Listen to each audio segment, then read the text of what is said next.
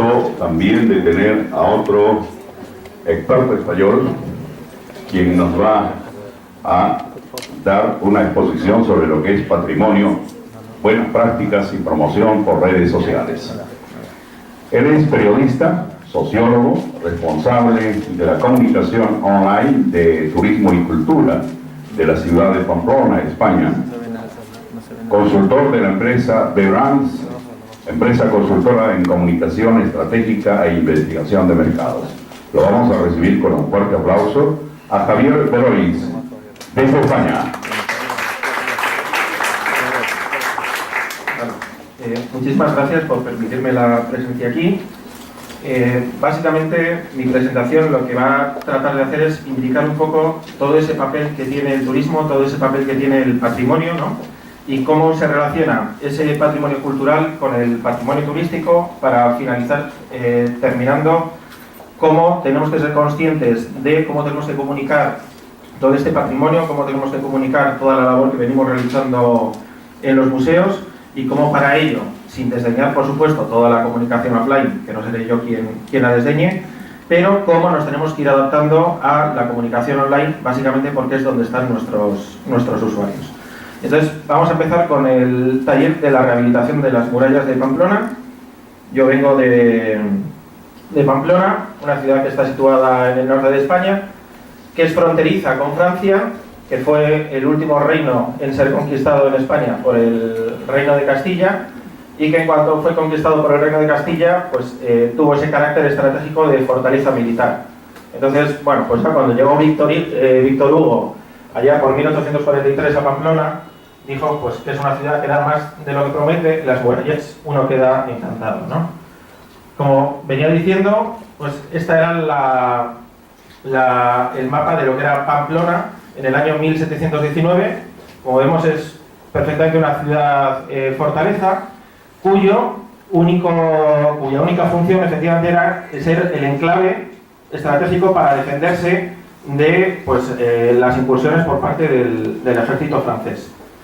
Entonces, toda esta importancia geoestratégica fue cumpliendo su función a lo largo de los siglos, hasta que llegamos al siglo XIX, cuando podemos ver aquí perfectamente cómo se produce un hacinamiento de la ciudad no puede crecer, entonces lo que eran las murallas, ese elemento defensivo, ese elemento que daba la tranquilidad a la ciudad, pasa a ser visto como un elemento hostil hacia el ciudadano, con lo cual el ciudadano empieza a rechazar las murallas, el ciudadano no quiere saber absolutamente nada de las murallas, hasta que a finales del siglo XIX se decide destruir lo que sería uno de los flancos de las murallas para que la ciudad pudiera crecer, ¿no?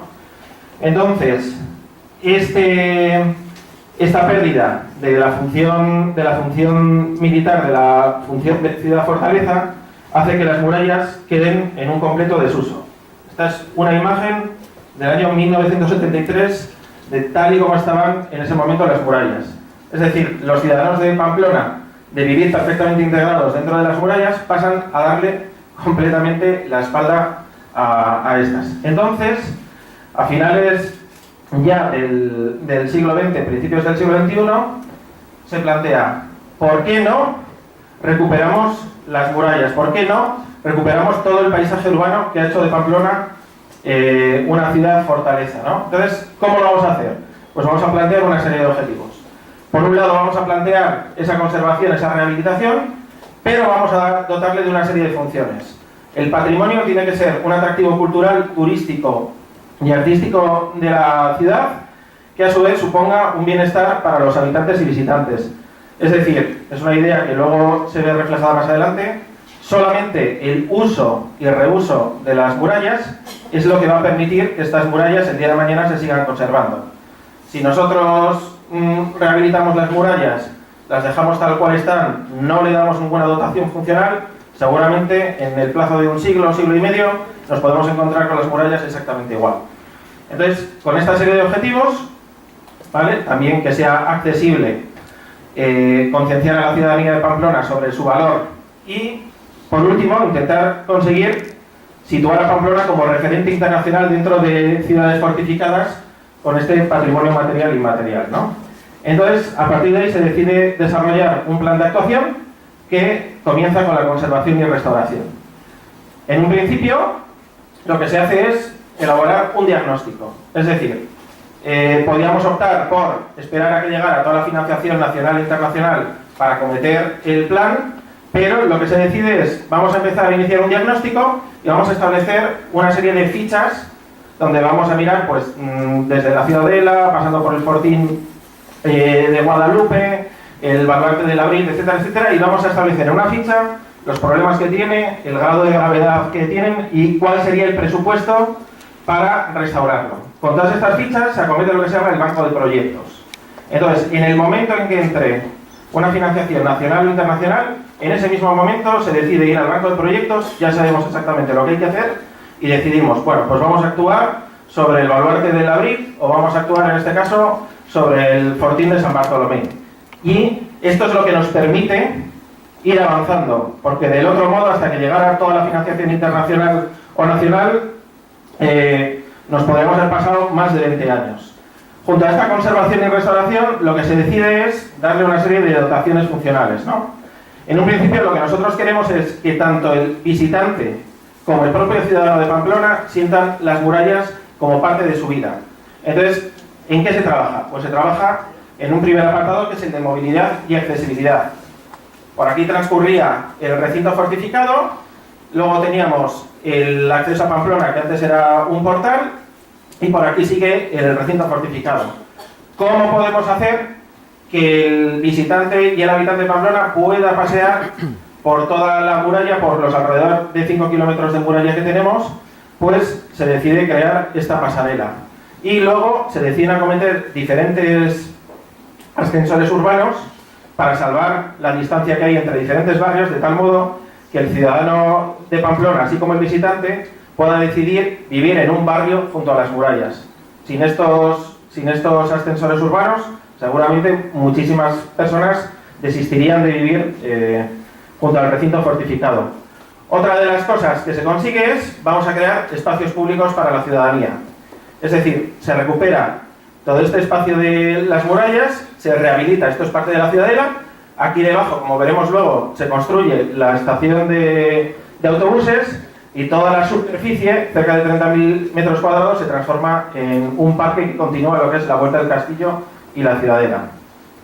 Debajo, como vemos, se construye la estación de autobuses y asimismo se construyen también aparcamientos. Es decir, si tenemos todo el centro histórico, todo el conjunto fortificado, lo hemos hecho peatonal, tenemos que permitir de algún modo establecer ciertas bolsas en diferentes puntos de la ciudad donde tanto el habitante como el turista pueda llegar con su coche, lo pueda dejar y luego pueda acceder a ese recinto fortificado.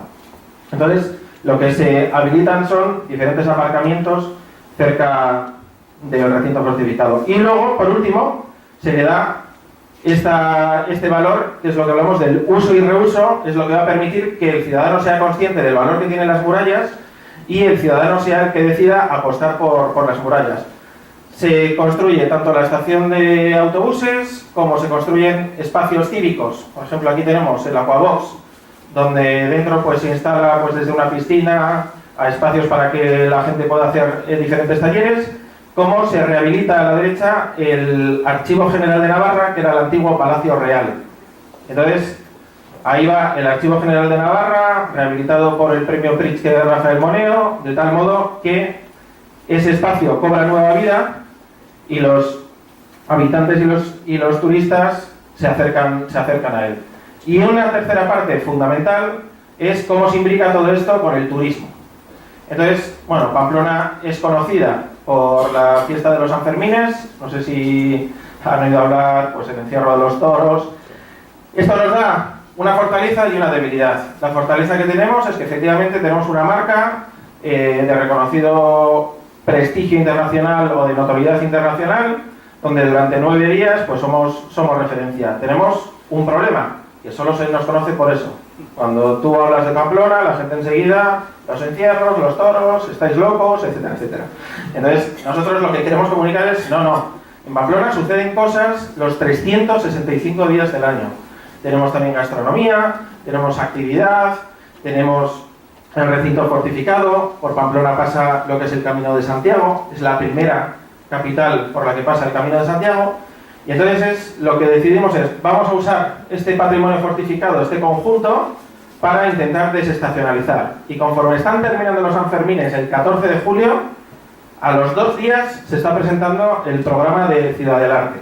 Este programa de Ciudad del Arte se compone pues, de gastronomía, con catas de vino, tenemos una feria gastronómica, con un festival de la muralla en danza que vamos a ver ahora, hay cine al aire libre en las murallas, etcétera, etcétera, hay visitas guiadas, teatralizadas. Al final vamos a convertir a las murallas en un elemento de referencia tanto para el pamplonés como para el turista durante los meses de agosto y septiembre. Entonces tenemos, pues eso, para comenzar, feria gastronómica. Es muy importante decir que todo esto ha sido posible gracias a financiación nacional e internacional y sobre todo porque Pamplona ha buscado, para recibir la financiación internacional que vino fundamentalmente de la Unión Europea, ha buscado una ciudad europea que también tuviera parte de esas mismas características. Entonces, la ciudad que nosotros hallamos fue Bayona, que está situada prácticamente a cerca de 2 horas en coche desde Pamplona. Compartimos un mismo conjunto fortificado, compartimos los mismos problemas y buscamos la misma solución. Entonces, hemos presentado muchísimas actividades conjuntas entre las dos ciudades a la Unión Europea y hemos recibido ese apoyo de la Unión Europea, sobre todo para todo el tema de la difusión. Es decir, esta feria gastronómica que se llamó Ciudad de la Gourmet incluía productores locales, productores de Navarra, como productores de Bayona. Y luego al mes o a los 2 meses, en Bayona sucedía exactamente lo mismo, iban productores navarros para allá. Como digo, todos los días de agosto has tenido un concierto por la tarde, se han desarrollado catas, pues donde antes estaban instaladas las tropas esperando a que llegaran los franceses o no llegaran, pues ahora se ha convertido en un espacio pues, donde tú puedes realizar las catas de vino, donde se han dado talleres de gastronomía. Hemos lanzado lo que es el Festival de la Muralla en Danza, se aprovecha un fortín y desde aquí se cuelgan los artistas y con un espectáculo pues van realizando danza en la muralla. Esta es una actividad que ha tenido mucho éxito que se llama La Muralla a la Luz de las Velas, que es todos los sábados de agosto y septiembre. Se distribuyen 5.000 velas alrededor de un tramo elegido de las murallas y a 1 hora se entregan cerillas para que los niños y las familias las enciendan. Entonces, los niños, pues todo ya de noche, encienden las velas, hay conciertos, justo hay puestos al lado donde se vende pues vino y tapas. Entonces, nuestra idea es, la institución pública es la que te enseña a andar, la que empieza con estas actividades, con el deseo de que llegue un momento en que sea el actor privado quien coja y diga, si usted a mí me da la explotación de las tapas y los vinos, yo me encargo de ponerle los conciertos, yo me encargo de ponerle las velas. También hemos desarrollado picnics musicales, donde pues ha habido desde actuaciones para niños, pasando por recreaciones, pues con visitas de una legión romana para entender pues cómo ha sido todo nuestro pasado, con conjunto de hinchables, etcétera, etcétera. Al final se trata de devolver la vida a las murallas. Uno de los mayores éxitos que hemos tenido han sido las visitas teatralizadas. Tenemos el problema que las murallas del conjunto fortificado puede resultar árido para una familia que venga con los niños a visitar la ciudad. Entonces lo que decidimos es, bueno, vamos a darle la vuelta. Lo que vamos a hacer es, vamos a crear estas visitas teatralizadas donde sea el propio ingeniero, en este caso fue un actor, que dio vida a un ingeniero, el ingeniero que construyó el fortín de San Bartolomé. Luego daba vida en la misma visita más adelante a un soldado esperando la llegada de las tropas francesas y finalmente aquí le hemos ataviado como portalero, porque al ser una ciudad fortaleza solo se podía entrar y salir por 6 portales que había dispuestos a lo largo de la ciudad. Y entonces aquí está como portalero y nos transporta a ese año, habla incluso como se hablaba antaño, y entonces nos cuenta pues cuáles eran las penurias del portalero, porque era una figura muy denostada, porque era el que controlaba la entrada y salida de mercancías. Esto tiene muchísimo éxito en la familia y los niños son los primeros que quieren ir a realizar esa actividad, con lo cual al turista ya lo puedes llevar con la familia a conocer lo que es tu recinto fortificado. Y no solo al turista, sino al ciudadano de Pamplona. A mí me hace mucha ilusión, y a cualquier ciudadano, saber cuál es el pasado de su ciudad, ¿vale? Luego, otro de los elementos que se ha llevado a cabo ha sido, durante las obras, una visita a las mismas, cuando se estaba rehabilitando, por el personal que estaba desarrollando la rehabilitación. Es decir, nadie mejor que él conoce cómo estaba construido y cómo está siendo el proceso. Nadie mejor que él para contar todos los secretos. Esto se ha venido acompañando para crear esta conciencia y para situar a Pamplona como referente en el patrimonio fortificado, pues de una serie de conferencias que se han venido desarrollando. Estas conferencias han dado, muchas de ellas, pie a una serie de publicaciones que se venden tanto en Pamplona como se llevan luego a congresos a nivel internacional, como también se pueden descargar gratuitamente en Internet. Ha llevado pie también a una página web exclusiva de las fortificaciones de Pamplona, donde puedes encontrar recursos de todo tipo referente a las murallas, conciertos, y dio pie el año pasado a una conferencia internacional que se desarrolló en Pamplona sobre patrimonio fortificado, gestión y desarrollo sostenible.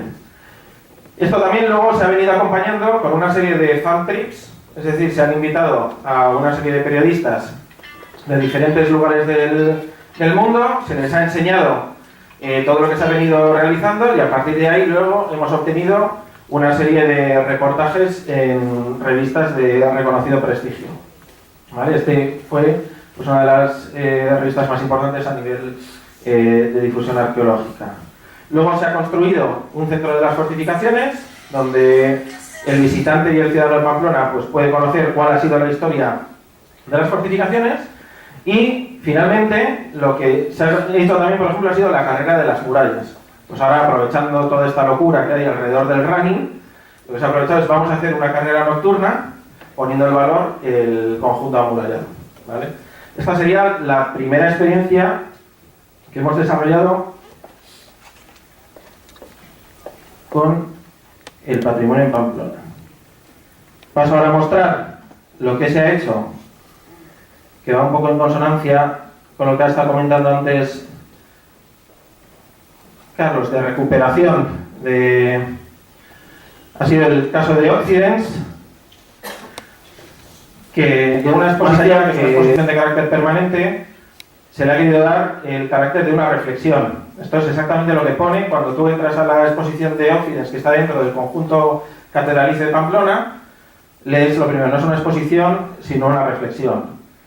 Lo que se ha buscado en esta exposición es, vamos a ver cómo podemos conocer los orígenes de Occidente a través de la historia navarra, a través de esa historia navarra que está plasmada sobre el conjunto catedralicio de Pamplona, ¿no?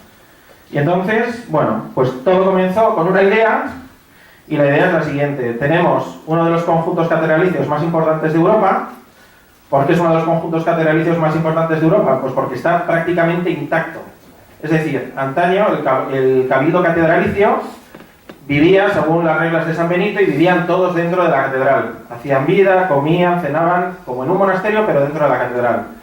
Hasta que ya ha llegado un año, los cabildos catedralicios en las diferentes catedrales empiezan a decir, si yo quisiera vivir como en un monasterio, me iría a un monasterio. Yo quiero vivir en una catedral, pero quiero vivir fuera de la catedral. Entonces, diferentes estancias como la cillería, la cocina, el refectorio, empiezan a desaparecer de la mayoría de los conjuntos catedralicios. En el caso de Pamplona eso no sucede porque el cabildo catedralicio sigue viviendo, con lo cual tenemos todo el conjunto catedralicio.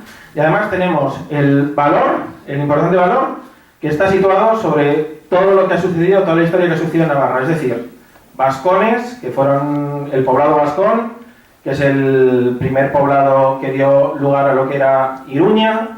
Luego llegan los romanos con el general Pompeyo, que es el que da el nombre a la ciudad de Pamplona. También tenemos restos. Llega más adelante la invasión árabe y tenemos restos también en la catedral. La catedral en un principio fue románica. Hubo un problema con unas obras, se cayó y se construyó todo lo que era la nave central, que es gótica, así como el claustro. Finalmente, más adelante se decide sustituir la fachada y se hace una fachada neoclásica. Entonces, básicamente, cada etapa de la historia ha tenido su reflejo en el conjunto catedralicio. Entonces decíamos, bueno, ya tenemos este viaje a Occidente, ahora hay que articularlo.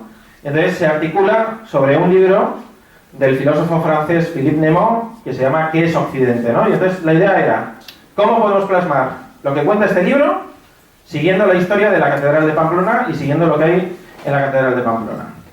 Entonces, a partir de ahí se empieza a trabajar. Se empieza a trabajar con una... Aquí tenemos el conjunto, todo el conjunto catedralicio. Y entonces se empieza a trabajar con un gran reto, que es el siguiente.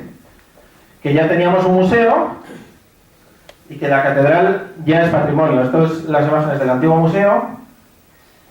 Y está la institución que se encarga de preservar el patrimonio, que se llama Príncipe de Viana en Navarra, que no permite tocar una sola piedra. Entonces, ¿cómo podemos transformar esto? ¿Cómo podemos hablar de ese viaje a los orígenes de Occidente sin tocar absolutamente nada del patrimonio, ¿no? Entonces, lo que se decide es, pues vamos a crear una pasarela de acero que sea respetuosa con todo el entorno, que nos permita transformar al conjunto catedralicio y que además sea también el hilo narrativo de la exposición, ¿no?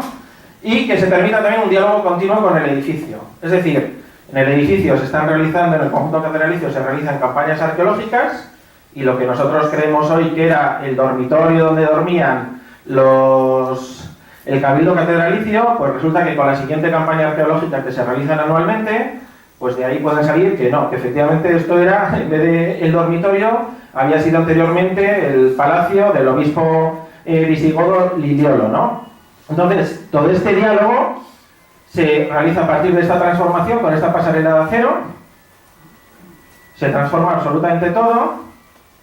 Aquí incluso se reviste todo pues, de una tela que reproduce fidedignamente la coronación de un rey navarro, y esto es finalmente el resultado, ¿no? De tal modo que tú, cuando entras en la exposición, vas pasando por esta pasarela de acero. Aquí están los restos arqueológicos, aquí tenemos tanto restos vascones como restos romanos, y esa misma pasarela te va indicando pues hitos históricos, ¿no? 72 a.C., fundación de Pompeo. Esto además se viene acompañado de que es una exposición sensorial, es decir, no interviene solamente lo que es la vista, sino interviene también el olfato. Conforme vas entrando en nuevas estancias, el aroma es completamente diferente, y también auditivo, es decir, cada estancia tiene pues lo que le correspondería a esa época. En esta primera, por ejemplo, que es la entrada, que es la sala de arqueología, aquí lo que se oye, como solo hay campañas durante el verano, el resto del año se oye pues cómo trabajan, cómo estarían trabajando un equipo arqueológico. Esto sería el resultado. Para finalizar, con esta imagen que fue más o menos provocadora, ¿no? Porque colocar en una catedral de Pamplona, colocar en la Iglesia Católica una casita rosa, entonces al final es esa reflexión, ¿no? Cuando tú has pasado a través de todo el viaje, has realizado el viaje a lo largo de Occidente, al final te plantan aquí y entonces te interpelan, como se interpela a Philippe Némon en el libro, es, bueno, ¿y ahora ante qué encrucijada se encuentra la sociedad? Entonces nos encontramos, el visitante se sienta aquí, nos encontramos ante un mundo de color rosa, ¿no? Donde todo es perfecto, todo es maravilloso, pero donde todo puede ser también etéreo, o tenemos que fijarnos en todo nuestro pasado. Entonces, en cuanto el visitante se fija detrás, ve todos los cimientos sólidos de la catedral. Y el año pasado, pues eso, comenzamos con las excavaciones que se llaman Arcae Occidens, donde vienen alumnos de diferentes universidades, a los que lo que se les está haciendo es, pues se les proporciona alojamiento, se les proporciona una manutención, y es la propia universidad la que está interesada y la que financia el que venga el alumno, porque el alumno tiene el espacio perfecto, pues eso, para trabajar en Pamplona, donde va a poder pues eso, excavar, va a poder encontrar domus romanas, etcétera, etcétera. Entonces este es el programa que hay. Y finalmente, pues bueno, los resultados, bueno, se consiguió en 2014 batir récord de visitantes, se ganó dos concursos de diseño, el FX Awards en Londres y el Core 77 Design Award en Nueva York. El año pasado en Tallinn, Estonia, fue nombrada mención especial a Mejor Museo Europeo, y todos los años se vienen realizando estas campañas arqueológicas con estudiantes de Estados Unidos, Canadá o Polonia. Y ya me voy a detener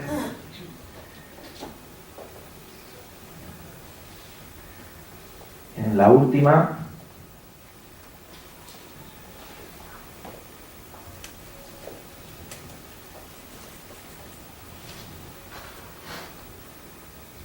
Es decir, todo esto está muy bien, estamos hablando de turismo, estamos hablando de patrimonio, estamos hablando de cultura, pero lo tenemos que hacer en nuestra sociedad actual, ¿no?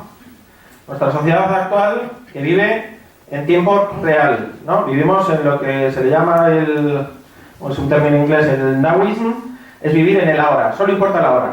Es decir, a mí lo único que me importa es que yo ahora estoy en Lima, he pasado por la catedral, saco una foto, la subo a Twitter, o la comparto con mis amigos en el WhatsApp, o subo a Facebook, he estado aquí. Solo importa eso, solo importa saber el partido de fútbol que estamos viendo todos en nuestras casas y lo estamos compartiendo a través de Twitter, de Facebook, de WhatsApp, lo que me está pasando. El pasado no existe, el futuro tampoco, todo es presente, ¿no? Entonces, estamos viviendo en un tiempo real y esto es el resultado, o sea, esto es lo que pasa. Automáticamente todo me llama la atención, de todo tengo que dejar constancia, tengo que estar viviendo experiencias únicas, tengo que estar viviendo experiencias auténticas y todas estas experiencias las tengo que andar recogiendo, absolutamente todas, ¿no? Esto también ha supuesto, ¿no? Todo este entorno digital ha supuesto un impacto sobre nuestra marca, ¿no? Sobre nuestro museo, sobre cualquier marca. Es decir, nosotros, pues hace 20 años, pues nuestra marca podría aparecer en TV Perú, podría estar en La Latina, en El Comercio, pero es que seguro que hace 5 minutos alguien ha subido algo a Facebook relacionado con nuestro museo. Hace un minuto alguien habrá lanzado un tuit diciendo me encuentro en la exposición nueva del MAC, etcétera, etcétera. Hace un minuto seguramente que alguien ha tagueado alguna foto en Instagram también hablando de la última exposición en la que ha estado, y ahora mismo nuestra marca, nuestro museo está en Google, ¿no? Entonces, todo esto nos lleva a un reto que es, tenemos que ser museos sociales, tenemos que saber comunicar en redes sociales, ¿no? Entonces, es un reto porque supone un cambio en cuanto a lo que somos, pero es lo que somos en cualquier sector. Es decir, nosotros antes teníamos que saber de lo nuestro, teníamos que ser un buen museo o teníamos que ser pues, una buena empresa que se dedicara a la fabricación de automóviles y ya. Pero es que ahora se nos exige también, no. Tú también tienes que saber comunicar. Tú ya te transformas también en un medio de comunicación. Es que siguiendo la fórmula de Einstein, sería EC igual a MC, MC igual a MC. Es decir, mi compañía es una compañía de medios y mi compañía es una compañía de medios de comunicación. Es decir, tenemos que saber comunicar y tiene que estar internalizado dentro de nuestro equipo y dentro de nuestra institución, que tenemos que saber comunicar lo que está pasando de dentro hacia afuera, ¿no? Esto obviamente tiene una serie de razones. Se puede medir, pues podemos medir y podemos lograr mayor cercanía tanto con el visitante que entra dentro del museo como con aquel usuario que no ha entrado pero al que podemos llegar. Podemos establecer por fin ese diálogo, ¿vale? No hay barreras, podemos, y es muy importante, podemos medir resultados, podemos saber cuál es el impacto que tienen nuestras acciones, podemos segmentar mejor a nuestros visitantes, podemos conocer en el futuro y gestionar qué tipo de comunicación y qué tipo de acción tenemos que llevar con ellos. Aumenta también nuestra credibilidad, al final vamos a ser una fuente fiable, que es algo fundamental. Y finalmente, volumen, vamos a ser capaces de llegar igual a públicos que hasta ahora eran simplemente imaginados, ¿no? Entonces, tenemos esos públicos ya en las redes sociales, como he venido diciendo antes. A mí esta infografía me parece espectacular. Es decir, cuánto se compartía durante 60 segundos en 2012 y cuánto se comparte ahora en 2014. Yo es que veo que en 60 segundos en todo el mundo se suben 3,3 millones de posts en Facebook o que se están transmitiendo 50.000 millones de mensajes en WhatsApp. Nos da una idea del impacto que tiene ahora mismo la comunicación online, ¿no? Entonces, dentro de este impacto de la comunicación online, dentro de este impacto y este volumen de información que está viajando ahora por las diferentes redes, tenemos un dato que nos sorprende. Lo que nos sorprende es que parte de esta información muestra un interés por los museos, ¿no? Entonces, sí, efectivamente, hemos leído bien, hay un interés por los museos, hay un interés pues, por las exposiciones, hay un interés por saber más y hay un interés por comunicar más. Por ejemplo, si yo busco con el hashtag, con la etiqueta museum en Instagram, tengo 3.710.736 imágenes. Y si yo busco hashtag museo en Twitter, 748.789 tweets en el último mes, ¿no? Entonces, bueno, ante esta nueva realidad, queremos ver qué es lo que están haciendo los museos, ¿no? Entonces, bueno, he traído varios casos de qué acciones se están desarrollando en España y una de las cosas que quiero dejar bien clara es que da igual el tamaño del museo, lo que importa es tener una estrategia y tener la determinación de llevar esa estrategia adelante, ¿no? Entonces thenemos desde colosos como el Thyssen-Bornemisza o el Museo del Prado a el Museo Romántico o el Museo Cerralbo, ¿no? Todos ellos tienen una cosa en común, ¿no? Y es que no han negado la realidad. Ellos saben que están viviendo en una época contemporánea donde la comunicación online, la comunicación móvil es fundamental y se han adaptado a ella. Son museos sociales, ¿no? ¿Y cómo lo han logrado esto? Bueno, pues desde acciones como la gamificación, ¿no? Ellos lo que se proponen es, yo quiero que tanto el visitante como el usuario que está afuera y que igual no ha entrado nunca y que igual ha pensado, Museo del Prado, ¿yo para qué voy a ir al Museo del Prado si esto va a ser, vamos, auténticamente terrible? No, tú puedes jugar y tú puedes jugar con el arte y puedes aprender. Por ejemplo, ellos tienen una acción que se desarrolla en Twitter, cuando digo esta también, por ejemplo, sería trasladable, muchas de estas son trasladables también a Facebook, y aquí es la primera red social, que se llama El Detalle. Ellos te muestran el detalle de una obra, y entonces te dicen de qué obra estamos hablando, y a partir de ahí los usuarios empiezan a jugar. Pero no solo en redes sociales, sino vamos a jugar también dentro del museo. Vamos a sacarnos unos selfies, y luego esos selfies los vamos a contar en nuestras redes sociales. O vamos a jugar que vamos al pasado. Pues el Museo Cerralbo, por ejemplo, realiza acciones de época y entonces es pues un viaje a, como está hablando de lo acontecido hace más de 150 años, pues vamos a viajar a cómo era el Madrid hace 150 años. Pero no solo gamificación, sino una parte fundamental que había hecho incidencia en la exposición antes Carlos es, vamos a humanizar los museos. Vamos a mostrar lo que pasa entre bambalinas y vamos a ponerle cara, nombre y apellidos a los museos. Pues oye, si Elena Arnaldo está cumpliendo los 5 años en la plantilla del Museo Lázaro, oye, pues se comenta y se cuenta en las redes sociales, ¿no? Si tenemos al jefe de restauración, Ubaldo Sedano, viendo ya las primeras obras de la nueva exposición que van a exponer, la de Zurbarán en el Thyssen, pues se pone no solo eso, sino que el Museo Thyssen, dentro de su estrategia, en Twitter ha lanzado un perfil exclusivo que se llama Restaura Thyssen, donde enseña cómo se realiza esa restauración. Por ejemplo, el Museo Cerralbo lo que hace es, a cada empleado le dice, ¿cuál es tu pieza favorita?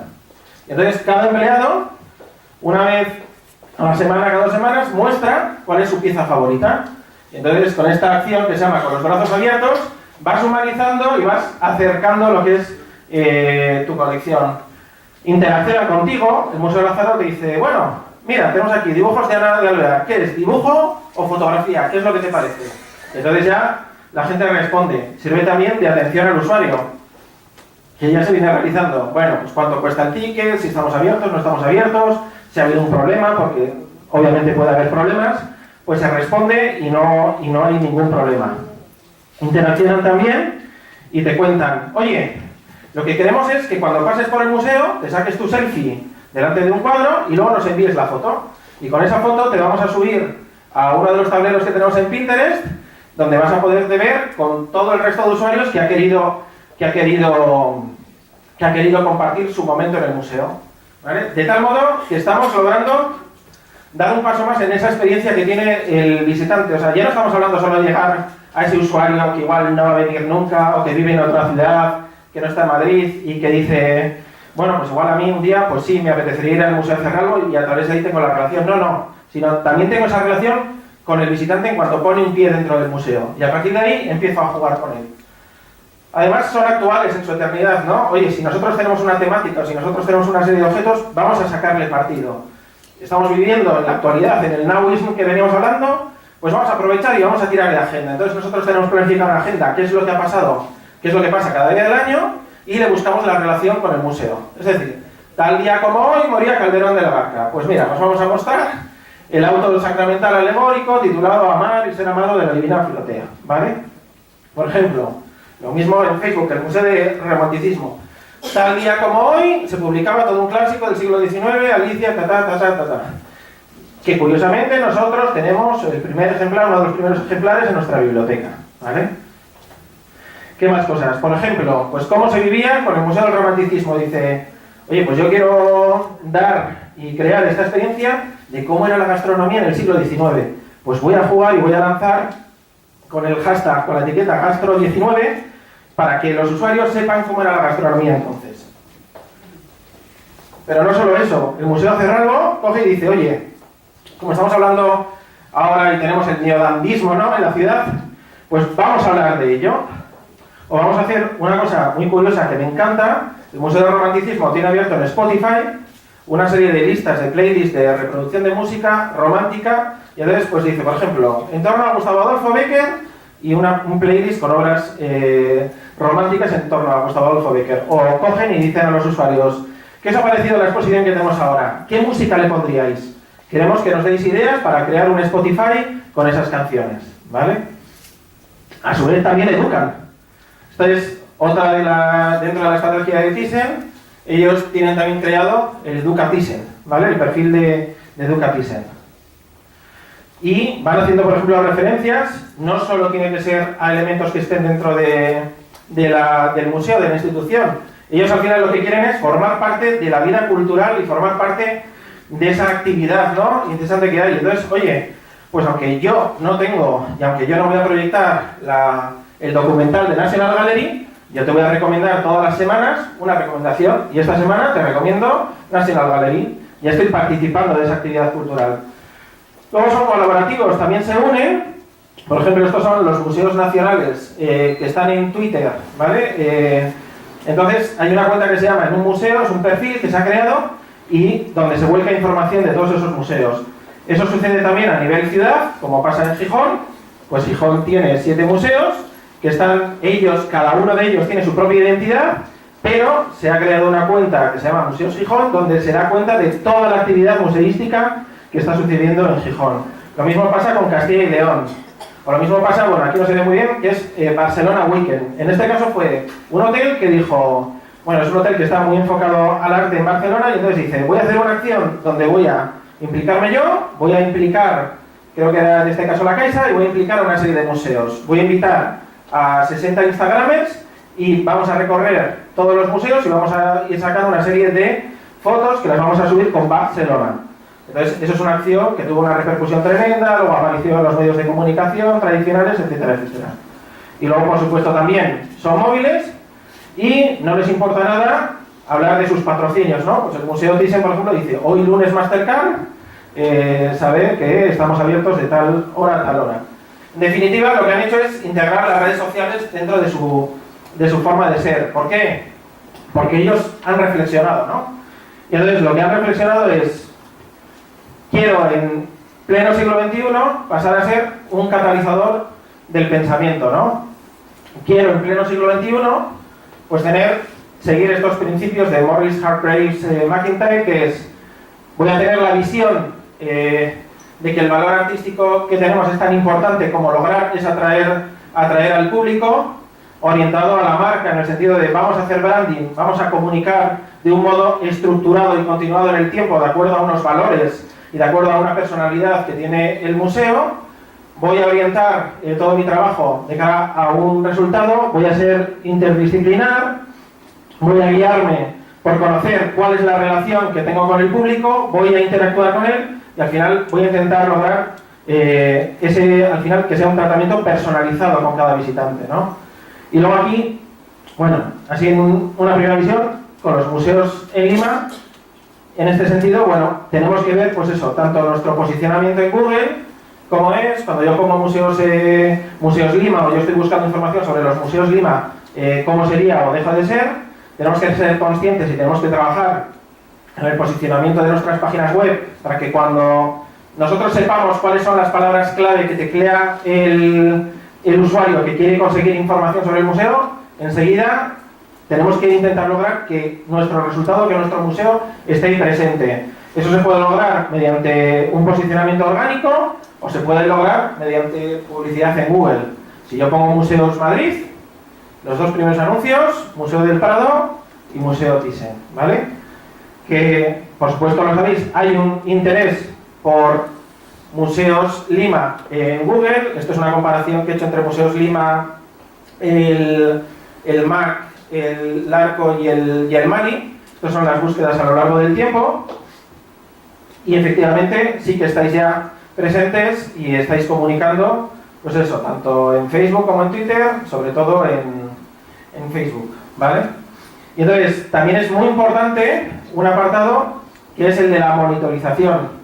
O sea, esa ingente cantidad de información que se está volcando, yo dispongo de herramientas, tanto gratuitas como de pago, pero con herramientas gratuitas puedo trabajar perfectamente y tengo que saber qué es lo que está pasando, porque yo igual, por ejemplo, detecto, oye, pues voy camino al Museo de Arte Contemporáneo La Clima, inauguración de lo moderno, a lo contemporáneo 60 años. Si yo de repente cojo y desde el perfil del MAC le respondo y le digo, qué bueno que viniste, ¿no? O qué bueno que vas a venir, te esperamos. De repente yo, que estoy yendo para arriba, me han escuchado, me han hecho caso y estoy interactuando con ellos. Eso supone ya un grado más en cuanto a la experiencia vivida con el museo, ¿no? Entonces sí que hay esa oportunidad, pues eso, de ser sociales, de fidelizar al visitante, de interactuar con él, de educarlo, de diferenciarnos respecto a la competencia. Ya habéis visto en los casos anteriores.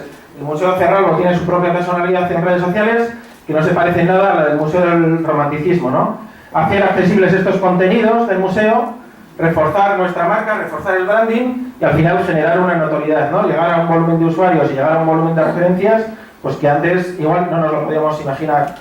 Y lo que es importante en todo esto al final es seguir un plan estratégico, o sea, tener bien claro, primero, qué es lo que somos, dónde estamos, cómo es nuestra competencia, cuáles son nuestros valores, nuestros beneficios, nuestra marca. A partir de ahí definir cuáles son nuestros objetivos, qué es lo que queremos conseguir.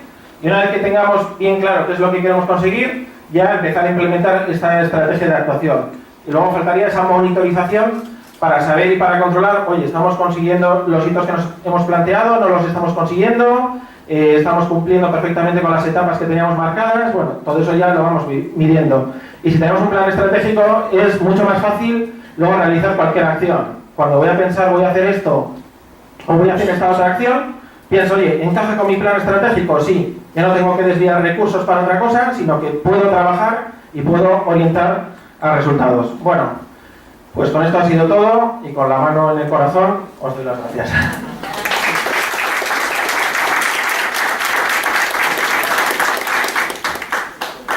Muchísimas gracias a Javier Berois.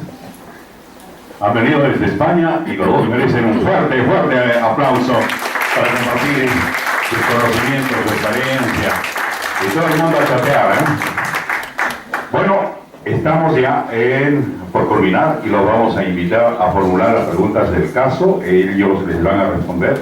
Seguramente va a haber muchas inquietudes. Tenemos 2 micrófonos, así que les vamos a pasar y en la mesa hay micrófonos para cada expositor. El que quiera formular preguntas, por favor, que levante la mano para pasarle el micrófono.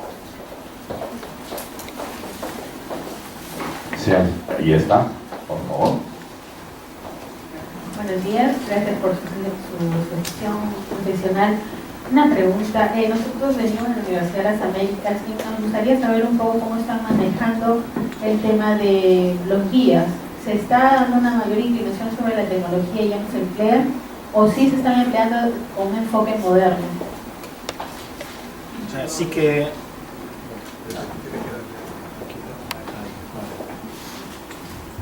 se están utilizando elementos tecnológicos, pues como bien ha expuesto antes Carlos. Nosotros, por ejemplo, en el centro de las fortificaciones sí que se han instalado, pues eso, desde videoproyecciones, pasando ahora sobre todo a la importancia de las aplicaciones móviles. Lo que nos damos cuenta cada vez es eso, que al final el usuario muchas veces ya viene con la lección y con la información aprendida. y lo que le estamos facilitando al final son herramientas como aplicaciones móviles donde pueda completar esa experiencia y al final donde él pueda entrar al nivel de lectura que quiera entrar. Es decir, yo me quiero quedar en un nivel de lectura superficial, me puedo quedar ahí, y si quiero profundizar, puedo profundizar todo lo que quiera. ¿Alguna otra pregunta? ¿Alguien más que se anime? Bueno, yo sí quisiera decir sobre el tema de los guías, que realmente lo que se está tendiendo también es a que haya todo un repertorio, es decir, que haya por un lado una posibilidad informática, ¿no? de aplicaciones, pero también el papel de los guías es muy importante, el del guía personal. También es verdad que muchos guías no están bien formados y al final lo único que hacen es una lectura de una cartela que hay en el museo que te dicen esto de este siglo y tal, y no te interpretan, no te ayudan a interpretar y a contar nada, ¿no? Pero un buen guía puede hacer disfrutar un museo como nunca lo va a hacer una aplicación informática. Ahí tenemos otra pregunta. Buenos días. Quería hacer una pregunta acerca de los espacios religiosos. Yo trabajo en una iglesia, no es todavía un museo, es una pretensión, pero mi pregunta va hacia la parte de la museografía, porque veo que hay muchos aspectos tecnológicos y bastante fuertes, y lo que yo quería saber es qué tanto el objeto a veces puede disminuir, ¿no?, el grado de atractivo frente a tantas tecnologías. Y otro es acerca de los espacios religiosos fundamentalmente porque es un espacio de todavía se platica la religión. Entonces, esos dos aspectos a veces pueden jugar, ¿no?, hay conflicto. Sí, bueno, por mi parte ahora mismo hemos terminado el Museo de la Catedral de Santo Domingo. Hemos terminado el proyecto, no se ha ejecutado todavía, se va a ejecutar en breve. También inicialmente había un miedo a la tecnología, pero la verdad es que hacemos un tratamiento muy equilibrado, es decir, es una tecnología al servicio de, no estamos usando tecnología por utilizarla, es una tecnología intentando que no suplante nunca el poder de comunicación que tiene un objeto, una reliquia, en este caso, ¿no? Los museos religiosos además tienen muchísimas cosas que contar, porque no solo son los objetos que forman parte de la colección, sino que las iglesias, las catedrales han formado parte de la vida de las ciudades y por lo tanto lo que se cuenta, igual que en Pamplona, ¿no?, se contaba la historia pues casi de Europa, ¿no?, a través de las murallas de Pamplona. En las iglesias o en las catedrales se puede contar prácticamente la historia de la ciudad a través de un edificio como una catedral, ¿no?